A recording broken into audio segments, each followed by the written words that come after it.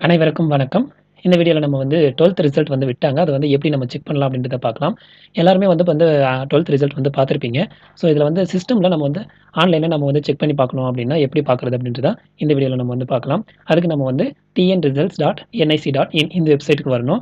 இந்த வெப்சைட்டோட லிங்க்க நான் வந்து வீடியோக்கு கீழ டிஸ்கிரிப்ஷன்ல குடுக்குறேன். நீங்க கிளிக் பண்ணி உள்ள வரலாம். உள்ள வந்ததுக்கப்புறம் பார்த்தீங்கன்னா, இந்த மாரி 2 லிங்க் வந்து குடுத்துருப்பாங்க. ஒண்ணு வந்து பார்த்தீங்கன்னா, இப்போ வந்து +2 எக்ஸாம் எழுதினவங்களுக்கு, அதுக்கப்புறம் பார்த்தீங்கன்னா, +1ல அரியர் வச்சவங்களுக்கும் இதில வந்து நீங்க வந்து ரிசல்ட் வந்து 2 விதமா நீங்க வந்து பார்த்துக்கலாம். ஃபர்ஸ்ட் வந்து பார்த்தீங்கன்னா, நீங்க வந்து +2 ரிசல்ட் பார்க்கணும் அப்டின்னா, நீங்க வந்து ஃபர்ஸ்ட் லிங்க கிளிக் பண்ணிட்டு, அடுத்த பேஜ்க்கு போகும்.